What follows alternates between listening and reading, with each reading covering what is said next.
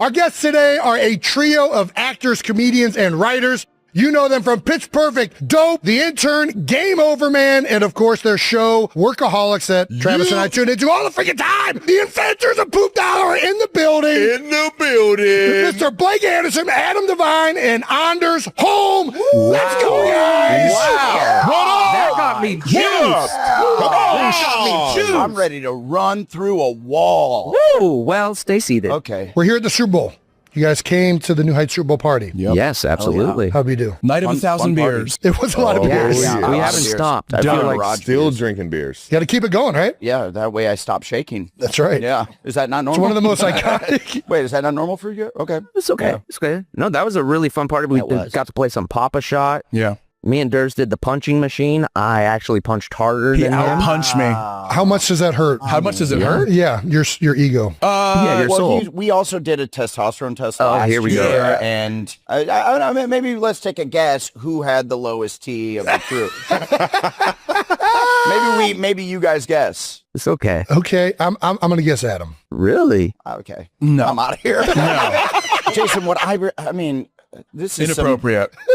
What I bring it. I'm so sorry. I'm so sorry. Would I bring it up if I had the lowest? That's true. Jason?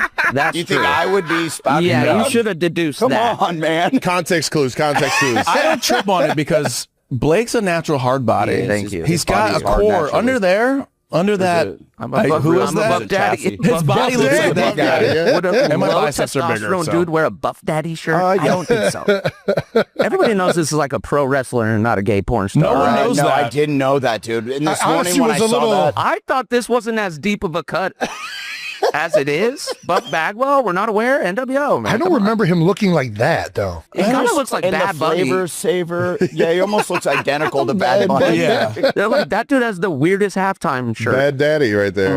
Yeah, well, Looks like a guy that looked like Buff Badwell just started making T-shirts and selling them. Yeah, they sold that outside of the stadium, right? As you're trying to park. absolutely. It's a bootleg. You get 2 for 15. Yeah, absolutely. So nice. You guys have been partying at the Super Bowl. Heck yes. Yeah. That's what our eyes are showing everyone. Yeah, dude. Oh, This is like 3 days of fury. Have you guys made like the Super Bowl run before? Like, we did last year, yeah. Last year we got Yeah. out, we got after it a little bit. And 10 years ago, New York. Oh, yeah. Our first one ever was in New We were York. part of this Bud Light party which is like, I mean, garage beer. Yeah. We're more fans of garage Garage beer. beer. Yes, So unless absolutely. Bud Light wants to pay us to do anything. In which case, And that's true. We're That is back. true. We're back. So Bud Light got a cruise ship parked outside Manhattan and kind of turned it into a hotel. And they were like, we need entertainment. They hired us to do Long like comedy. road, dude. Probably a 1,000-person theater. 12 people showed up. And one of them, Because we're in New York City. Everyone got off the boat and There's went into things the to do. city. Yeah. and one of those people was St. Louis Cardinals Hall of Famer Ozzie Smith. Shut up. And he got up and left 11 minutes into our show. Yeah. And there's only 12 people there, so you just see Ozzie Smith go, he like did a backflip out of the arena. backflipped out the whole way. Okay, you didn't have to do that. They're like, whoa, that's actually more entertaining than the guys on stage. Oh my God. So then we just talked about us offending Ozzie Smith for the rest of the Yeah. show, and the rest of the crowd's like, I wish they'd move on. You know? Yeah. We're actually sitting here. It was brutal. Yeah, that was our first Super That is Bowl. hilarious. That was it. What is the key to throwing a good Super Bowl party then? Well, you guys nailed it. Your free games, That's something big. besides just pounding drinks, because we're gonna do that anyways. Who we kidding? But then doing something else like the free. I was playing some skee ball, and I just so happened to pick the one that was malfunctioning. So like it said I had like 890. Which is like no one has ever gotten that Oh, my score goodness. before. I was like, take my photo. Take my photo. And it said I did it with like 3 balls, which is impossible to do. Yeah, like honestly, scoring that much at skee ball is like embarrassing. And you know what? I think there was another To you, malfunction. There was another on the punching machine. I think they were all malfunctioning. So Yeah. I think you're right. Well, All to I'm run saying, that doesn't back. testosterones don't add up to punch weight, dude. you talking about the Roans? Dude, Roans. You got those testosterone. Roans. Right. Dude, I hit pretty hard, okay? He does. Thank you. We were both in the 800s. I think that's pretty good. 800s is real good. Yeah. I think I was kissing 900, but Yeah, that's what you like to do, huh? yeah, I kiss 900s. Light them up. Kiss 900. I always get nervous I'm going to break my hand trying to hit that thing. I thought you were yeah. saying the machine. Break the machine. I'm like, Yeah. I would be nervous if I was that machine too. Like, I'm nervous that I'm going to punch it through the ceiling of the I establishment feel and like into that outer is space. that's what you bear. Like you come on. Management comes over to you when you put your dollar into the punch machine. It's like, what are we doing here? Yeah. No. Yeah, you won. You wanted me to put the high score up there. What do you want? This is for mere mortals. Don't do it. Dude. Travis got real quiet. He's like, I can punch harder. So I wonder who could punch harder. We didn't do the machine. Who could punch harder between me and you? Stop it. Listen, this guy, I've seen this guy fucking knock out people cold. yeah, Yeah. I believe Okay, easy. We Last are night. doing Yeah, it. you were running from the police That last is night. against the law, Travis. Let's not it. Yeah. throw allegations out. So he's got you for days, or Jason used to laugh at me when I punched him in the face. Yeah, but you were I wonder who 12. punches harder. The guy that gets punched and starts crying, or the guy that gets punched and starts laughing. Right. Would Right. you ever do that? Like, Built different. you know, what's like the ultimate slap competition? I would never. That is the dumbest thing I've ever seen in my life. we've ran out of sports, and now they're like, maybe we just smack each other. Right. I played a sport full knowing that I was doing brain damage the entire time, so maybe I shouldn't judge. Right. But the slapping thing just seems ridiculous. What about the 1v1? It's like rugby, like just That's sprinting the at fucking each one. other. I will buy a ticket tomorrow to go If to I that. was younger, I might do that one. Okay. Wait. The skin I on might skin do that sound. because in high school, like you just did it just to have fun. Right. I like watching the spring break videos where it's like two people that don't know how On to the do beach? it, and Yeah. then just one person. What's the? Is it dies. Omaha drill? What is it called? Oklahoma. yeah. Oklahoma. Yeah. I like watching people either fight or do that don't know how to do it more than I actually like watching trained Yes, professionals. obviously. Yeah. My algorithm is scary. Problematic. Yeah. They're like, if anyone sees my algorithm, they're like, is he okay? What's going on? And then I saw my dad's algorithm. It's just, algorithms are so funny. It was just another old man filleting a fish. Right. Instructional. It was just like Educational. filleting a bluegill. My dad's like, he's not doing it right. Right. Yeah. Your dad's in the comments like, I love that He's like, your I've dad, seen better. your dad hate watches fishing he's like, videos. That ain't it. You call that a fish? That ain't shit. Okay, you got to get under the gill. Then you turn the knife. My dad's Macho Man, Randy Savage. Yeah. He's alive. Blake has Yeah. his shirt. I do. All right. What? How long have you guys been friends for? Whoa. Work friends? Oh, or sorry. Why was you sorry. holding your dick when you... Well, Yeah. it's the Whoa. Wranglers, man. They're creeping. Yeah, they're creeping. Good. I'm You know, really because it trying. does go down to here. That's where. Dude, you'd be a good skier. A ski jumper. You would- Yes. Yeah. Ski jumper, The yeah. rumors are true. We're bringing this up again. We have to. Did you guys hear the news that came out? You're versed. Yes. So what would you do to become an Olympic champion? Anything. What wouldn't he do? Yeah. What are we talking about? Whatever it takes. Yeah. He's skipping. He's going to the enhanced games. What's the most intense cheating you've ever done? The most intense cheating. Like, have you ever gone too far cheating? Have you cheated? Are you guys cheaters? No. Wow. I'm kind of a rule guy. He's a big rule Like guy. if you guys are playing Uno, do you pocket a card? Oh. I feel No. like that's grounds for being shot. Uno, dude? Don't play at that. Grounds for being shot. I can't think of like a really good... in school, it was a lot of fun. Was it good for number 7? A lot of that. I've been cheated on like tests where like people, I used to wear glasses, right? So like, I don't know what the optics were, but people, I've had it on like maybe 2 or 3 occasions where someone has been like, what'd you get on the test? And I was like, I got a D. And they're like, yeah, I was cheating off of you because I thought you were smart. And I was like, gotcha. I would look at multiple people while cheating to like cross-examine. Right, of course, right? yeah. I was thinking multiple sample sizes. Yeah, that's amazing. John Goldman got mad at me because he went in thinking I was cheating off of him and I got a better test score. And he's like, how the hell did you get a better score than me? I was like, well, I was looking at like 4 other people too, and I could tell you get the wrong answer. Yeah. Since you guys were great at football from like a young age, were teachers like, let him cheat, it's fine?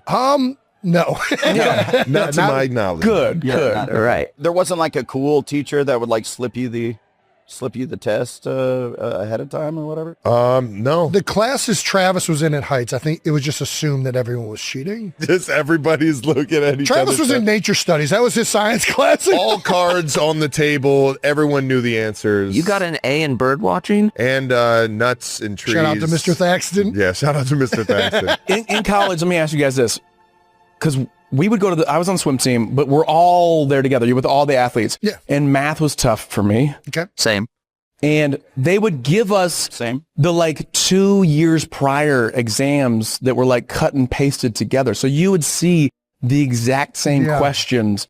You wouldn't know, you would study for 60 questions and then they would give you 20 and you'd already seen those questions before. So it wasn't cheating.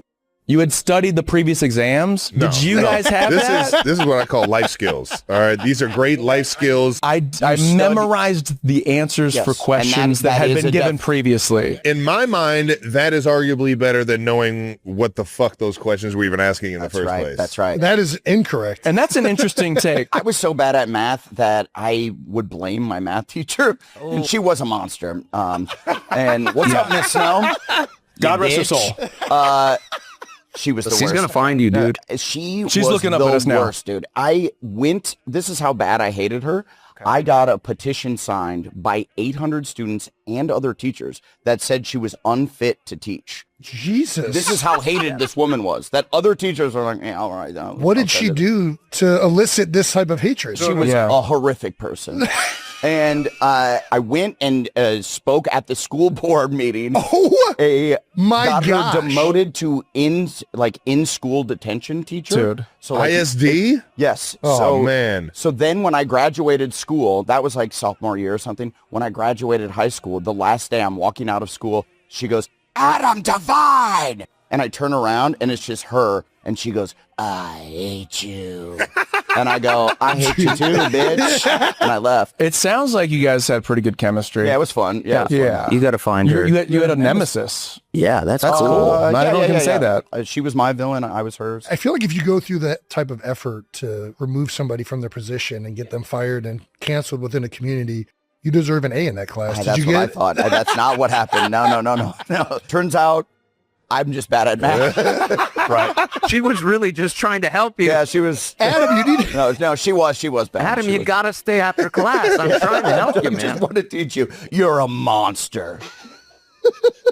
She cared. Oh my God. You heard hate you. She said, I'll miss you. We have not read one of these fucking cards. How long have we been friends? 20 years. What's the key to long friendship? Buffalo wings. What do you want from us? No, that's our bad because he did ask a question. How long have we been friends? I know. Nobody answered I'm it. very happy with where we transitioned to.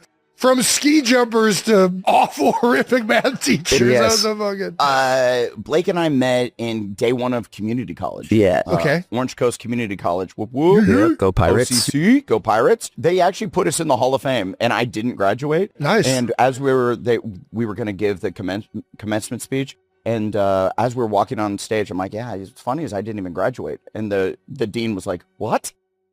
Do not say that. Do He's not say like, that. don't say Don't that. tell anybody that. Do you have an honorary degree now? I think they tend to do they that. did, yeah. Yeah, Yeah, they so- tend to do that. Which, by the way, yeah. That's it's a CC. It wasn't like a what do they call it? It's, AA. This dude's an AA. insider. Yeah. A CC A community CC. college. What were you guys' majors? well, it's a community college, so it was just like They majored in 40s and weed. yeah, hacky sacking and longboarding. Yeah, Improv. yeah. We took improv class. We met day one of school, and then a couple years later, I moved up to LA and took classes at the Second City, and that's where I met this big beautiful man. I'm not that big, apparently. So you guys all have done improv? Yeah. Yes. Is that where yeah. everybody met? Yeah, exactly. What is it about improv that tends to be like the breeding ground for like writing, like comedic, like communities? Like, is it because it's a team effort while you're up on stage, like you're kind of playing off each other? And you learn to trust someone, and that's why you really like get your crew pretty tight because you have to trust them. That when you're out there, they're gonna. If you suck that day, they're gonna be able to. Right. And it's like community, right? Like you're there with like-minded people who are like, I think I'm funny. You do too. Should we keep doing this and laugh at each other? And like, I was in a different class than Adam. And I remember being like, I went to the guy who runs the program and I was like, I don't want to be in my class anymore. I want to be in his class. And he was like, well, we're trying to like spread it out so there's people with more experience. And I was like, I'm so poor. I'm not paying money to be like helping other people. I want to link up with this dude, start making some, what I feel is magic. Yeah. And there was a couple other people in the class and he was like, okay, fine. That's awesome. Cause I was like, I'm So you out of knew here. just because you guys, how the way you guys vibed off, like not doing that? Yeah, that was the same as like being in improv class at community college. Like, you know, we were all coming from our high schools where we're the funniest person in our high school, and now you're seeing The this. most annoying. That's what Right. That's what that title Yeah, means. in high just school. plain nuts. Yeah. But then, like, I see like Adam, and I'm like, whoa, this guy is like legitimately funny. Like, it'd be cool to link up and He's like. never said that before. Have you heard it here first? Blake, are you First crying? time. What if I was just crying? You just look over at me. Sunglasses on. Yeah, and we're like, hey, let's watch the videos we made in high school of like our sketches and Totally. stuff, and kind of Totally. went from there. What's the key to like being an improv comic? I've heard like the yes and, right? Like that's the thing that people throw out. Yeah. Yeah, But it's never it's like not- it No, can't be no, that that's simple. not it.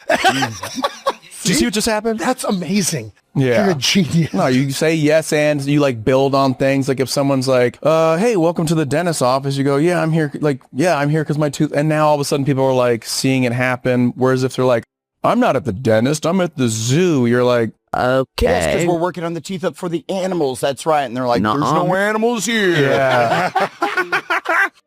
I call the mall Matter the of- zoo. Matter of fact, all there is a gun. You're dead. And by the way, Okay, fun that scene. stuff can get big laughs for Yeah. that one person, Yeah. but Sure. it doesn't work for the ensemble. But again, it's just like you go there and you meet other weirdos who are like, let's do weird stuff in front of 20 people and like, cut your teeth and like sharpen your skills. And What was cool about our situation is we were starting and working together and making sketches right when YouTube came out. Like Right. in 06, I think is when we started to post on YouTube. Yeah. And it was like, that was like the year YouTube started. And I remember we were just like making videos and like either handing people like burned CDs to Oh, like, yeah. One of those guys. yeah, we're like, do you have a Mac or PC? Yeah, Okay, then take okay, this one. Yeah. Yeah, and it was so annoying. And then I remember the first time we saw it was a friend of ours was helping us edit some videos, and he was like, "Actually, these guys I went to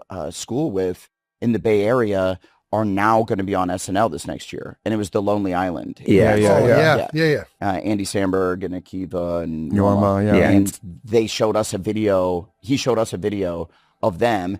And I was like, oh my God, these guys are so funny. You know? But beyond that, I was like, oh, you can just click the thumbnail. Game and changer.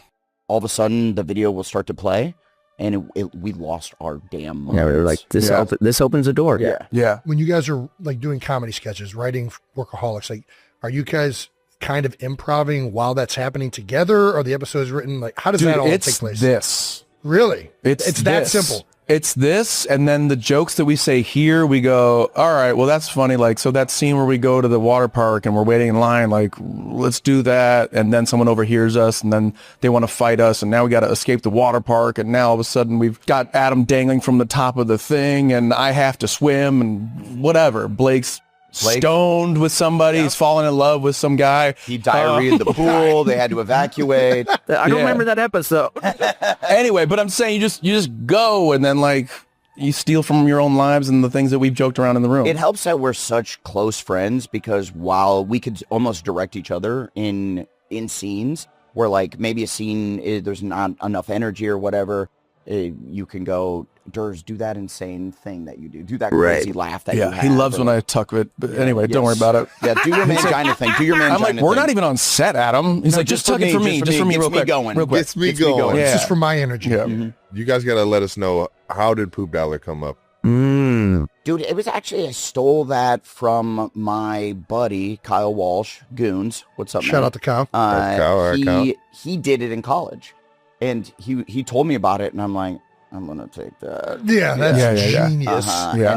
And then we just put it in, I think the first episode, right? Yes. Wait, Yeah. no, but you've actually done it to Oh, yeah, someone yeah. live and yeah. nice on the street. What kind of poop are we usually using? There's a lot of poop dollars here in San Francisco. Yeah. It's like watching somebody catch a Hail Mary. Like you Yes. see it coming and you're Yes. just A like, lot of, yes, lot of yes, fans of the yes, show yes, here in yes, San yes, Francisco. yes. Do we have to explain what the poop dollar is? Is like you just roll up a I turd think in a dollar? Webster's put it in last year with. It's pretty The self-explanatory. same year that Swag made the dictionary. Yeah. Poop dollar Poop when it dollar Poop dollar Yeah. made it. Yeah. Yes. Yeah, we were in. We finally made it. Mm-hmm. Segue. Nice segue. You guys are telemarketers in the show. Yeah. Mhm. Are you aware that there's another telemarketer with a past in this room? What? Yeah. You? And it's crazy because as fellow telemarketers, you know that you're reading an already preset. Yes. I was the worst I was also bad. telemarketer in the fucking world. Yeah. I was slinging. Slinging. Yeah. Yep. Already making it sound pretty cool. Yeah, I was slinging surveys for Obamacare. Yeah. I was doing like political stuff too. It was gnarly. You know who's really good at it? Adam. No surprise. Yeah. We actually did it in real life. Yeah, I did it for years. I started when I was 16, and then I did it till I was like almost 20. And He drove a Porsche in high school. no, I was making like I worked for the Marriott actually. Full circle. I was working for them selling vacation packages over the phone, and I was so good. I was like the number 2 guy in the company, and I only had to work 3 hours a day, and I was clearing 10 grand a month, and I was like 19 years old, and I told my mom, I'm like, I don't think I'm actually going to move, because I was living in Orange County. I'm like, I don't think I'm going to move to Hollywood and try to make it as an actor. I think I'm just going to be a telemarketer. I got a pretty good gig. I've got a good gig. And she's like, move to LA. Please. Do not do this for the rest of your life. This is like Wolf on Wall Street and Penny Yeah, Stock. It's just totally. like, I think I hit the I jackpot think here. I know what I'm doing here. You were feeling yourself for and sure. They gave us a Top Gun hat if you sold 3 packages in a day. How big was that? Oh, you felt so good. And then Absolutely. you would get one every time you would have. So I would rock like 4 hats on top of my head. Yeah. That made the show just to too. let them know. I was like scared to get good, because then you do get comfortable, and you would meet people who were way older than you that were like Oh, the they're the only ones OGs. answering. They're the only ones answering. Yeah. And they have the funniest political takes. Yeah. I was You meet like, characters. I was like calling for like Greenpeace and being like, we're down to 1 whale. Okay. Yeah. We need your money now. Save the whale. And if you could do like a monthly thing, We'll get up to 2 or 3 whales. we might find some more whales. Trav was up against a very difficult test. He was doing Obama surveys in Southern Ohio. Dang. Northern Kentucky, the surrounding states, Yeah. the tri-area Generally everything there that's of red on- southeastern Indiana. Yeah. I can't That's a rough imagine. gig. Yeah. That's a rough gig. Big swing boats. I ran out of the comments every call I was on. Yeah. I also realized what my dad would always say, and he used to make us do like yard work or like clean around the house, and like he used to tell me, is like I would see him at the end, and he would be like, "You better get paid by the hour." And I realized when I had my first job ever as a telemarketer that I was getting paid by the hour, and I was like the bottom of the charts Right. in terms Right. of how many calls. There's a peculiar tension that builds when 2 people are chasing everything at once: love, legacy, time itself. And right now, as Taylor Swift and Travis Kelce quietly count down the days to their wedding, it feels less like a countdown clock and more like a balancing act on a wire stretched between 2 worlds. Because while most couples slow down as the big day approaches, these 2 have done the opposite. Travis is preparing for yet another demanding season with the Kansas City Chiefs, a team that doesn't deal in half measures. Meanwhile, Taylor is still riding the momentum of her 2025 album, The Life of a Showgirl, a project that doesn't just sit on the charts, it reshapes them. And here's where it gets fascinating. The album itself feels like a mirror of her life right now. Fragmented, layered, impossible to box into a single sound. One moment it's bright, almost playful pop.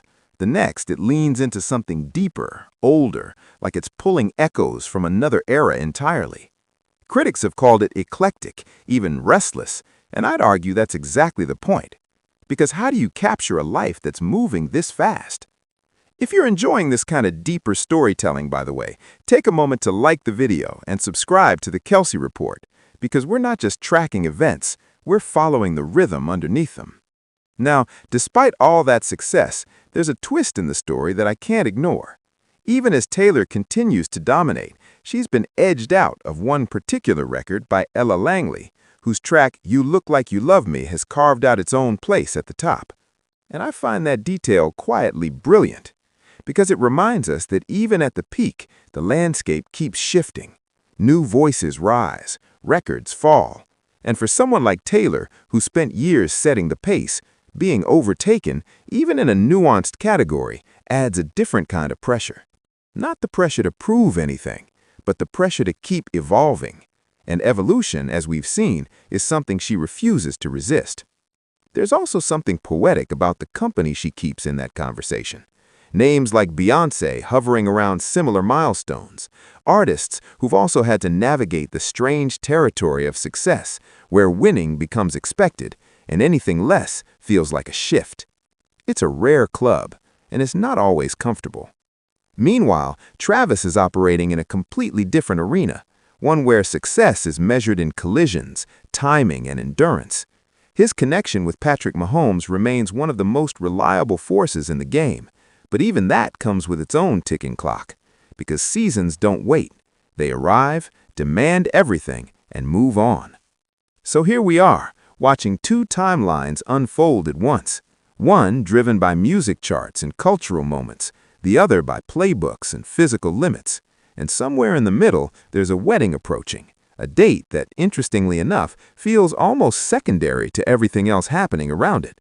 And maybe that's the real story, not the wedding itself, but what it takes to get there. You can imagine the conversations, can't you? Late nights, schedules overlapping, moments stolen between rehearsals and training sessions. Not grand cinematic scenes, just small, real decisions about how to make it all fit. Because fitting it all in, that's the challenge. And I'll admit, there's something I admire about the way they're handling it. There's no sense of rushing to simplify their lives just to make the narrative easier. No trimming of ambition to create space. Instead, they're choosing to carry everything at once. The careers, the expectations, the future. It's ambitious, borderline chaotic, and somehow it works. Because at the center of it all, there's a sense that neither of them is willing to step back from who they are. Taylor isn't slowing her creative momentum. Travis isn't easing off the field. They're not meeting in the middle by shrinking. They're meeting by expanding. And that's rare. So as the countdown continues, the question isn't just when the wedding will happen, it's how they'll arrive at it. And here on the Kelce Report, that journey,